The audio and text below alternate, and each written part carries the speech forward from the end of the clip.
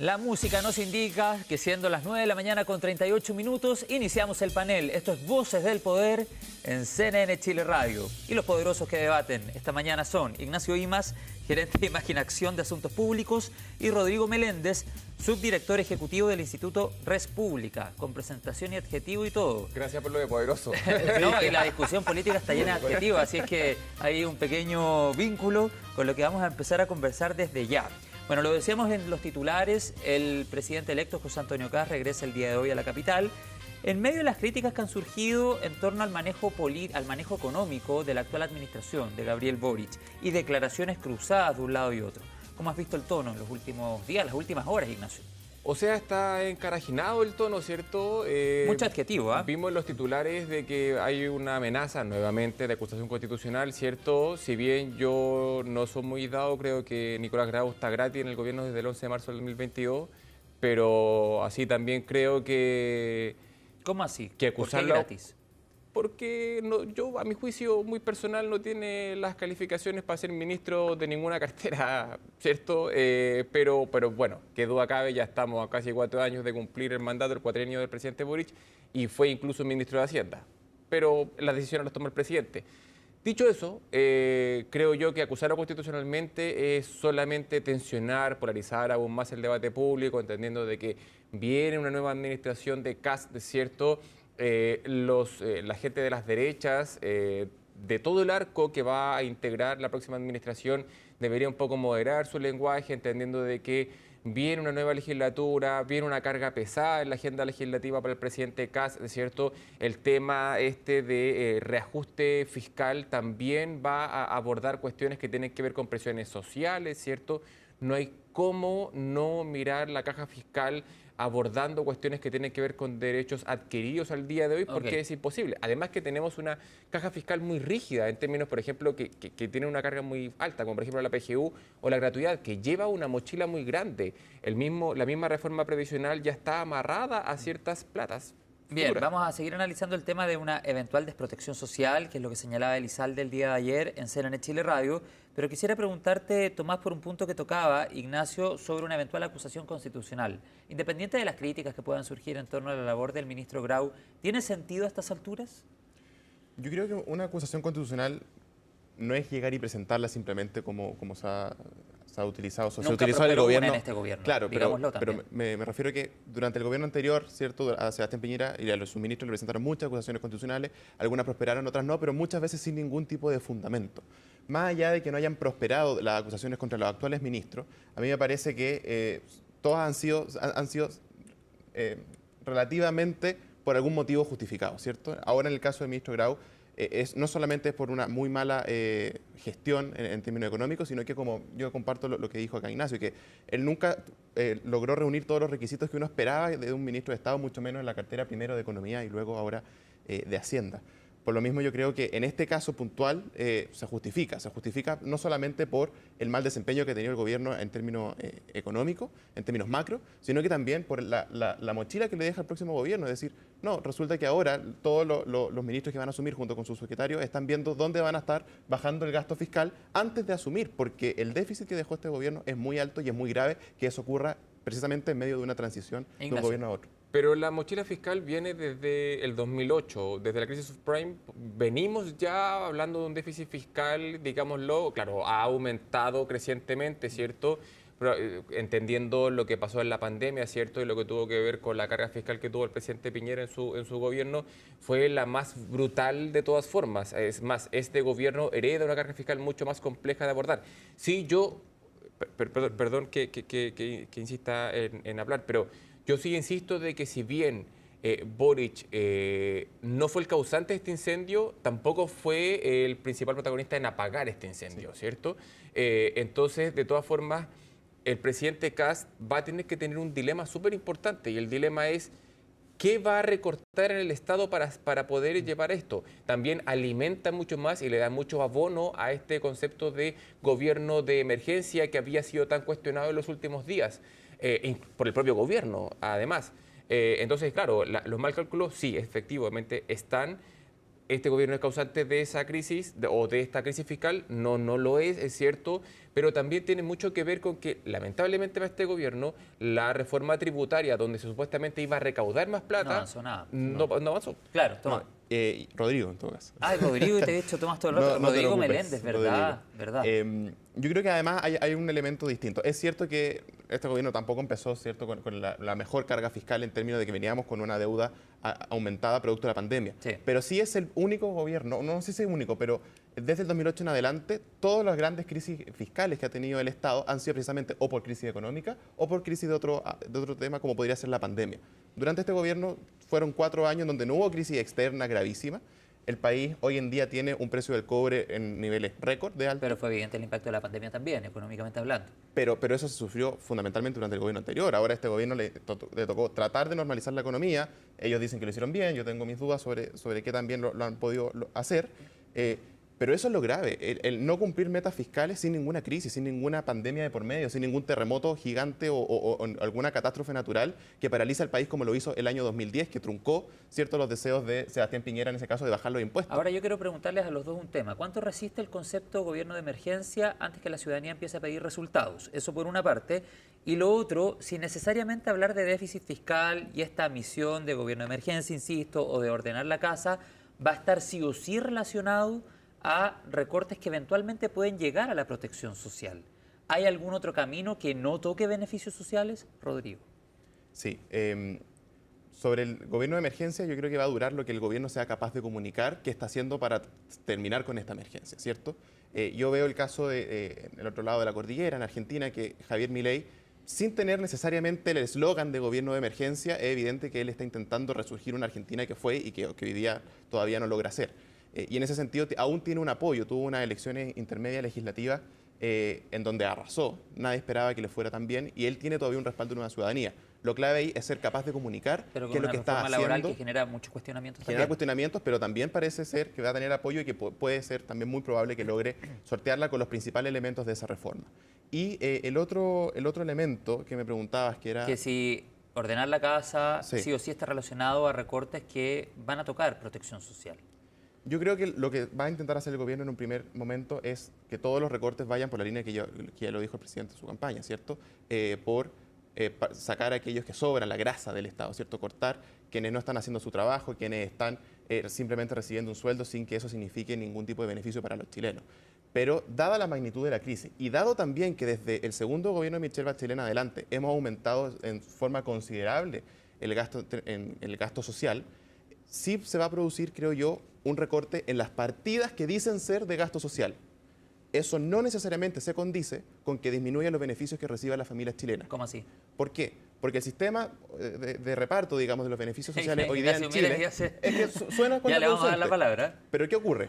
Muchos de los programas tienen asociado la contratación de nuevas personas, la creación de oficinas aquí, la subsecretaría de acá. Todo eso también es gasto y pasa por la partida dentro del presupuesto, uno dice Ministerio de Desarrollo Social y ahí está el gasto. Entonces, si uno quiere empezar a recortar eso que sobra, uno lo puede hacer sacando a las personas que están dentro del Estado gestionándolo. Pero eso no significa que la ayuda no pueda llegar directamente a las familias por medio de una transferencia, por ejemplo. Ignacio. Pero son 12.000 millones de dólares. Esa plata no hay no hay matemáticamente cómo. Yo no soy un experto en matemáticas ni en macroeconomía, que duda cabe, pero no hay cómo no tocar derechos sociales adquiridos que están al día de hoy. Lamentablemente para el presidente Kast, lo digo, ¿cierto? No lo estoy demonizando, pero lamentablemente para él 12.000 millones de dólares que sea el actual déficit fiscal, no hay cómo abordarlo solamente con funcionarios. Yo no le llamaría bajo ningún punto de vista grasa porque son personas y funcionarios públicos que muchos de ellos van todos los días a trabajar y además esos conceptos utilizados malamente por la administración Piñera después tuvieron que recular debido a que la conceptualización siempre está mal abordada. Dicho eso, el tema de lo que quiere hacer el presidente Kast, ¿cierto?, tiene también un dilema muy complejo. Porque si el presidente Kast solamente entiende de que tiene que recortar plata en términos de plata fiscales, ¿cierto?, y no lleva a cabo grandes incentivos a la inversión privada, es inherente que vamos a tener una constricción interna y vamos a tener un escenario de debilitamiento económico que va a autogenerarse, básicamente un autogol realizado por nuestros propios políticos, ¿cierto? Y hay que tener mucho cuidado con eso. Y por otro lado también, cuando el presidente Kast quiere llevar a cabo una reforma tributaria donde significa bajar los impuestos a las empresas, ¿cierto?, a las grandes empresas, no es posible llevarlo a cabo. Bueno, primero tiene que llevar un proyecto de ley, ¿cierto?, en el Congreso, pero no es posible llevarlo a cabo siempre y cuando no tenga una inversión de por medio, porque de lo contrario va a tener una depresión económica interna gigante y que después no vamos a tener cómo salir. Bien. Y por otro lado, perdón, sobre el tema de si va a poder llevar a cabo o no una lógica Milei, yo creo que no, porque el comportamiento que está teniendo al día de hoy el presidente Kast, al menos en lo retórico, ¿cierto?, no habla de llevar a cabo una lógica Milei, porque además la realidad argentina dista bastante de la realidad chilena porque hemos tenido una política fiscal que es más bien de Estado. Ignacio, Rodrigo, tenemos que hacer una pausa en Voces del Poder. Al regreso vamos a hablar de la candidatura de la expresidenta Michelle Bachelet a la ONU. Realza el presidente Boric el mensaje para apoyar dicha candidatura. ¿Tiene posibilidades reales? Lo analizamos a la vuelta. Y por otro lado, también el regreso del presidente electo a nuestra capital. Todo eso a la vuelta de la pausa en CNN Chile Radio. Estamos de regreso en CNN Chile Radio. AM.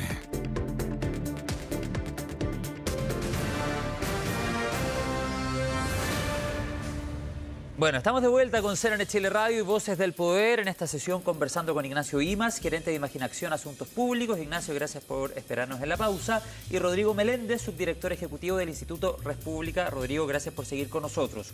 Yo les decía antes de la pausa, queda poco para el cambio de mando. El presidente electo ha vuelto a nuestro país y claramente una de las preguntas primeras que le vamos a hacer a José Antonio Kast una vez asuma la presidencia es qué pasará con el apoyo a la presidenta Bachelet en la ONU. ¿Lo apoya o no lo apoya? Y es parte de lo que vamos a analizar ahora, considerando que el presidente Gabriel Boric ha vuelto a enfatizar, ha realzado la candidatura de Bachelet a la ONU. ¿Sigue teniendo posibilidades esta candidatura? No sé si vieron una imagen del embajador de Estados Unidos ante la ONU con el gorro que decía volvamos a las Naciones Unidas a ser grandes, algo así. Aquí tengo, hagamos de nuevo grande a las Naciones Unidas, muy en la línea de Trump. Bueno, ¿le ven posibilidades reales a esta candidatura o no? Rodrigo, porque Ignacio tuvo la palabra al final del bloque anterior. Yo creo que no. Yo creo que no por dos motivos. Primero, vimos los titulares que el presidente Boric dijo que esta no era una campaña identitaria ni simbólica. Pero yo creo que hay que matizar un poco y decir la verdad. Michelle Bachelet, que es progresista, está siendo apoyada por el gobierno progresista de Chile, de México y de Brasil. Para además ser la continuidad del secretario general actual de la ONU, que también es progresista. Me parece que hay una continuidad ideológica evidente. Pero más allá de ese punto, en el caso de Michelle Bachelet se le dificulta mucho más. Yo creo que es una candidatura que comenzó con dificultades, no creo que venga de ahora puntualmente, y es Estados Unidos. Estados Unidos, sobre todo ahora, se sinceró que su posición con la ONU es hacer una reforma, una cirugía mayor, ¿cierto?, a la organización. Trump ha señalado que las Naciones Unidas ha sido inútil para poder traer la paz a distintas zonas del mundo, y lo que él pretende es que sea un agente mucho más activo. En este caso, Michelle Bachelet, por su trayectoria, representa más bien la continuidad de un proyecto de Naciones Unidas que el que conocemos hoy en día, y a mi parecer Estados Unidos no estaría de acuerdo con una Secretaría General de Michelle Bachelet precisamente por eso. O sea, sería el veto vacío sí bajo tu análisis. ¿Perdón? El veto vacío sí bajo tu análisis. Yo creo que en el caso de Michelle Bachelet sí. Por tanto, por tema ideológico como por lo que quiere Donald Trump con las Naciones Unidas. Ignacio. Es súper complejo lo que pasa porque si bien uno puede entender que existen críticas hacia la ONU, las cuales son legítimas, ¿cierto? Y uno también puede hasta cierto punto compartirla. Una ONU pro-Trump me duele un poco la guata porque es como al final del día el caballero se hace lo que él quiere o básicamente las cosas se comienzan a destruir. Y eso al final del día no puede ser que el que ponga la plata ponga la música en todo orden de cosas, porque bajo esos parámetros o bajo esos pilares no se construyó la sociedad moderna o contemporánea, ¿cierto? Entonces, si la candidatura de Bachelet está muerta o no está muerta, yo creo que en realidad es una historia que se tiene que contar. Yo no la daría ni por muerta ni por viva. Pero sirve que el presidente Boric lo vuelva a realzar, la defienda otra vez en una instancia en la que tengo entendido estaba con miembros de la comunidad internacional, estaba en un encuentro con personas extranjeras, digamos. Yo lo que creo que más bien el presidente Boric lo que está haciendo con la candidatura de Bachelet al día de hoy es también jugar un juego interno. En tanto, Kast todavía no se define qué es lo que va a pasar con la candidatura de Bachelet, sobre todo porque Kast vuelve de vacaciones al día de hoy. Entonces, claro. lo van a interpelar nuevamente, le van a preguntar cuál es la definición o cuándo, mejor dicho, va a tomar esa decisión, ¿cierto?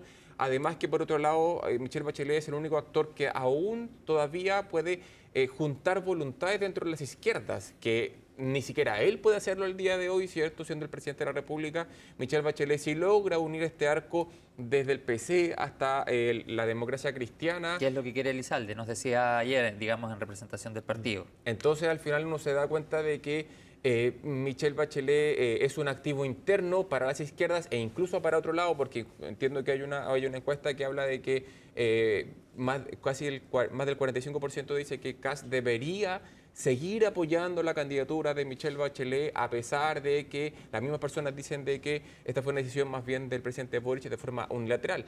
Entonces, yo lo que creo es que Boric también juega un juego interno y un juego externo, entendiendo de que además Boric va a ser un expresidente desde el 11 de marzo al mediodía y por lo tanto también tiene que jugar como un actor internacional. Entonces, Kast se enfrenta a otro dilema y vamos a ver efectivamente si va a dejar a su flanco interno o a el país más bien tranquilo. Rodrigo.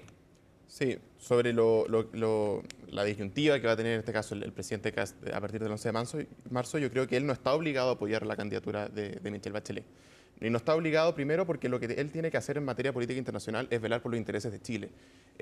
Si es conveniente que Michelle Bachelet llegue a ese lugar para Chile, entonces la va a apoyar. Y si no es conveniente, no lo va a hacer. Pero ese argumento que se ha repetido en algunas partes, de que hay que apoyarla porque es una chilena que estaría llegando al máximo cargo internacional, me parece que es irrelevante. Lo que hay que ver es si es que conviene o no para Chile apoyar a la candidatura de Michelle Bachelet, o quizás Chile debe cambiar el apoyo en este caso y apoyar alguna de las otras candidaturas que se está llevando, que han existido, digamos, en el escenario. Pero volver a ese argumento de que está obligado, yo creo que no, que evidentemente que hay que ver todo según su mérito, y sobre todo también porque esta es la candidatura de un gobierno que en materia internacional ha dejado mucho que desear. En este caso, el presidente Boric nos enemistó de cierta manera con Israel, que cada uno podrá tener sus posiciones sobre ese tema. Digamos, yo no quiero entrar en el conflicto, pero sí Israel era el principal proveedor de armas de Chile. Hoy en día tenemos el problema de dónde salir a comprar nuestras armas. Nos enfrentó también con Estados Unidos, con una política internacional de Estados Unidos mucho más proteccionista sobre el resto de América, y por lo tanto tenemos que tener mayor cuidado en ese tipo de relaciones. Así que no sé yo si Michelle Bachelet es la candidata más acertada, pero en ningún caso va a estar obligado a apoyarla simplemente porque viene hecho el punto de ambos. Lamentablemente, Ignacio, tengo que ir al último tema antes que nos vamos a la pausa y tú después ves si quieres complementar algo en los segundos que te queden. Pero yo decía al inicio del bloque, cuando volvimos de la pausa, que el presidente electo, José Antonio Kast, vuelve a la capital y este regreso lo encuentra con las críticas que han surgido en torno a la figura de Andrés Joanet, futuro subsecretario de Seguridad Pública. De hecho, la Fiscalía Oriente va a investigar por asociación criminal al otrora socio del futuro subsecretario Joanet. ¿Se debe retroceder en este nombramiento? El flanco ya está abierto y va a costar cerrarlo. Dame tu posición y le damos inmediatamente la palabra a Ignacio. ¿Hay que retroceder en ese nombramiento? No, a mí me parece que no. Porque no creo que haya existido un escenario en donde el presidente lo haya designado como subsecretario sin que haya tenido todos los antecedentes sobre la mesa. Yo creo que existe el convencimiento en el presidente mismo, pero también en la OPE. No, es que yo creo que existe ese convencimiento de que todos los antecedentes que hay es que Andrés Joanet no es culpable de nada, digamos, de que no ha cometido ningún delito y que por lo tanto, si vamos a entrar a juzgar a las personas en base con quién fundó o constituyó una sociedad, con quién trabajó o no, podríamos también entrar a juzgar a todos los ministros del actual gobierno con el actuar respecto al caso Monsanto. Tú dices que pasen todo al pizarrón. Sí, bueno, pero si han pasado todo al pizarrón, o sea, si ponemos el tema de Carol Cariola, la han puesto, yo no voy a hacer una ofensoría de Carol Cariola a nivel público, bajo ningún punto de vista, pero han puesto en el banquillo del acusado a Carol Cariola por harto menos, la verdad. Ella no tiene firmado ninguna sociedad como sí lo tiene Joanet con la misma persona que va a ser probablemente formalizado por asociación ilícita. En el caso de Carol Cariola también sabemos que se reunió con este caballero de nacionalidad china, de que pero si es la misma persona que Joanet tiene una sociedad constituida al día de hoy. Solo tiene una sociedad. Carol Cariola se reunió con él. Pero si yo voy a hacer un negocio contigo o con José Miguel, me imagino que digo, bueno, en realidad voy a cachar de qué va los antecedentes económicos, penales de esta persona, ¿cierto? E incluso si yo me doy cuenta y públicamente sale que Carol Cariola y este caballero tuvieron conflictos de interés en distintas cosas, yo digo, bueno, parece que yo tengo una sociedad con este caballero, sabe que yo voy inmediatamente, entendiendo de que yo soy una autoridad del Estado, ¿cierto? Soy diputado, a eliminar esa sociedad, o al menos a ponerla en cuestión. Algo que el día de hoy no ha pasado, al contrario, esa sociedad continúa vigente. Entonces uno dice como... Pero nunca tuvo inicio de actividades, o sea, nunca salió al mundo público a funcionar de esa manera. Uno puede decir simplemente, quisieron hacer un negocio, por ABC motivo no prosperó, y directamente nunca eliminaron la sociedad, nunca la disolvieron, y eso ocurre en muchísimos casos. Por eso yo creo que entrar a jugar a alguien por lo que no hizo en este caso, que nunca empezó de forma oficial ese negocio, en este caso con Sebastián Salazar, que es el caso de... Negocio que tampoco sabemos Polla. de qué naturaleza tenía. No sabemos, pero se trata de un negocio que no es. Y además, que esto es lo más paradójico, en este caso puntual se está acusando a Janet de haber tenido un negocio con Sebastián Salazar, ¿cierto?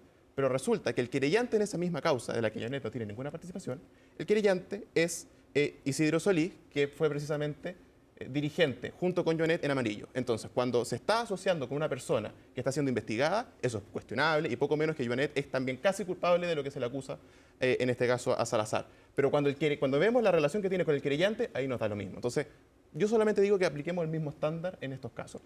Y me parece que no es legítimo entrar a jugar a las personas simplemente por las relaciones que tienen con otra u otra persona. Y hay que entrar a jugar sí. qué es lo que hizo o lo que no hizo. La pregunta que me cabe es, ¿por qué Kast se amarra, ya que estamos con el concepto, a Joanet? Como si fuera una persona que no hubiese nadie más en el planeta o en Chile, ¿cierto?, para poder llevar la subsecretaría de Seguridad. ¿O es porque en realidad no quiere ceder el nombre de Joanet? Porque finalmente si ceden este nombre, ¿qué es lo que va a pasar, por ejemplo, con Jorge Quirós, que también está cuestionado, por ejemplo, con el tema de las colusiones que hemos conocido anteriormente? O a Natalia Ducó, que también la cuestionaron. O a Natalia Ducó. Finalmente, claro, si cedemos con Janet, ¿por qué no vamos a empezar a ceder con los otros? Que está bien, es legítimo como una decisión de un presidente electo, ¿cierto? Pero al final del día comienza con una desventaja, sobre todo cuando Kast permanentemente, y el Partido Republicano han insistido en el concepto de la probidad y la transparencia Pero pública. ¿es un flanco que se puede cerrar o es un flanco que ya quedó abierto? Se los digo pensando en que el día de ayer entrevistamos a un parlamentario electo del Partido de la Gente y decía, nosotros vamos a llevar adelante una comisión investigadora y no descartamos una eventual otra acción. Ojo con eso también, porque el flanco puede quedar abierto. O sea, lo que pasa es que cuando comienza una autoridad desde el 11 de marzo preocupándose de otros temas que son más bien de corte personal, lo quita del tiempo para llevar a cabo las tareas de la Subsecretaría de Seguridad. Es al menos una distracción, claro que sí. Rodrigo, reflexión final, porque estamos en el tiempo. Sí, mire, yo creo que es normal que cuando se anuncian quiénes van a asumir como las altas autoridades de gobierno, comienza un escrutinio sobre todos los nombres que se han mencionado. Y si, francamente, lo único que le han podido encontrar a Janet es que tuvo esta sociedad con tal o cual persona, pero en la que no se le acusa a él de ningún tipo de participación, me parece que no es nada grave, me parece que estas son polémicas artificiales, tanto la de Janet como la de las otras personas que han sido cuestionadas públicamente, y eso da cuenta también que se ha intentado hacer un trabajo por detrás de analizar cuáles son estos antecedentes, puesto que si no se conociera el pasado, digamos, de cada una de estas autoridades, el presidente electo lo más probable es que lo primero que habría hecho habría sido cambiarlo. Si insiste no solamente en Janet, en el resto, es porque sabe qué es lo que hay detrás. Rodrigo Meléndez, subdirector ejecutivo del Instituto República, e Ignacio Imas, gerente de Imaginación Asuntos Públicos. Gracias por estar acá, que tengan un buen día. Muchas gracias. Igualmente. Igual. Muchas gracias. Nos vemos en la próxima. 10 de la mañana con 4 minutos, 21,8 es la temperatura actual en la región metropolitana y con la imagen de la comuna de Providencia. Nos vamos a la pausa, ya estamos de vuelta en CNN Chile Radio.